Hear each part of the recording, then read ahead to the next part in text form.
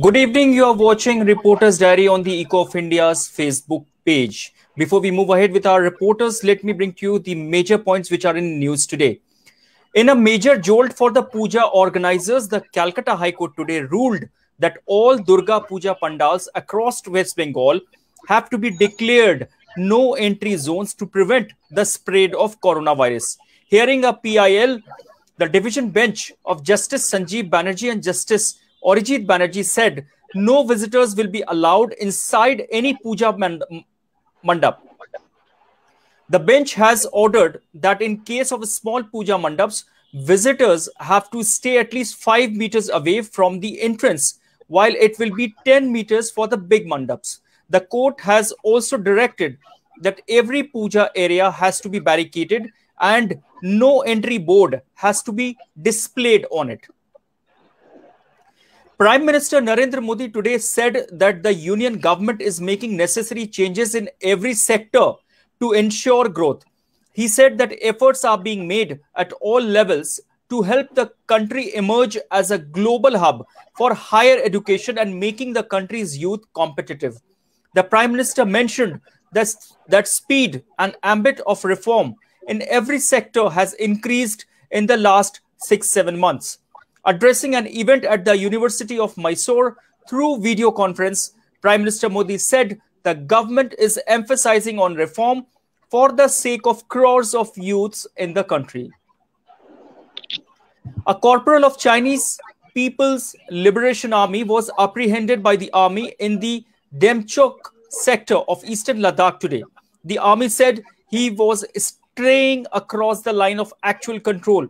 It also said that the PLA soldier has been identified as Wang Yalong and he has been provided with necessary medical assistance. According to the army, the PLA soldier will be returned after completion of all the formalities.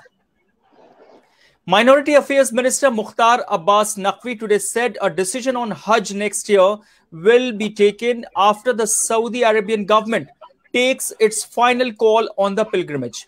Naqvi also said that national and international COVID-19 guidelines will be kept in mind to ensure the pilgrims' well-being. Chairing a Hajj review meeting, the minister said the Hajj Committee of India and other agencies will announce the application process for Hajj after Saudi Arabian government takes a final decision on the matter. The International Monetary Fund has said that the ongoing coronavirus pandemic has pushed nearly all Mid-East nations into the throes of an economic recession this year.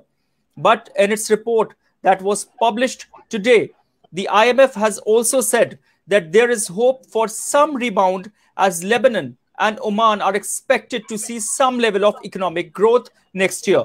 The report comes at a time when the IMF has estimated that the global economy will shrink 4.4% this year, marking the worst annual plunge since the Great Depression of the 1930s.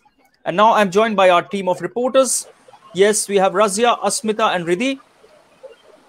Asmita, what all you have? Hi, Safi. One story from the hills that I would like to mention here is that BJP President JP Nadda today came to Siliguri, where was welcomed by party supporters with enthusiasm and gusto. And later he had meetings with Karyakartas to chalk out strategy for next year's election. And that's all I have today, Safi. All right, we move on to Riddhi. Yes, Riddhi, what all is happening? Hi, Safi. The one story that I can mention here now is that with Puja festivities having already begun, thousands of revelers have been thronging Puja pandals for the last 2 days, throwing all cautions to the winds. In fact, doctors are saying that unless the crowds are controlled, there will be a tsunami of COVID cases after the Puja. Another story that we can share with the viewers is that veteran actor Soumitra Chatterjee's health has further improved. In fact, today, Bollywood actor Amitabh Bachchan checked on his health. That's all I have from my side. Well, that's some good news coming in.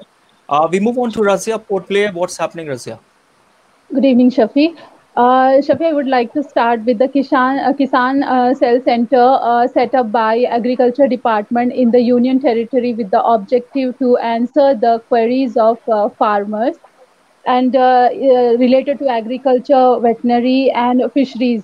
This this demand was raised by the farmers itself only. So the department has the BSNL has given a toll-free number also, so that the farmers can call in that number, and they will be given answer after taking review from the concerned department in their own languages, which in which they are comfortable. Another news is, Shafi, due to electrical circuit, a house gutted into ashes at Panchvati, northern Middle Andaman. And these family are very poor family, and they are the five member of family member went for work when this happened, and it's a huge loss for them. And the administration hopefully will take some, they will give some grant or some help to these family members. The last one is, Shafi, according to National Center for Seismology, an earthquake of magnitude 5.1 on a Richter scale and depth 10 kilometer occurred 510 kilometers southeast of Camel Bay. Camel Bay is an island in Andaman Nicobar Island. Today around 3 p.m. So that's all from Port Blair, Shafi. All right, Razia, Smita, Riddhi, thanks for joining Reporters Diary. Viewers, this is all we have this evening in Reporters Diary. Please do join us again tomorrow at 6:30 on our Facebook page. For now, this is all we have. Thanks for watching.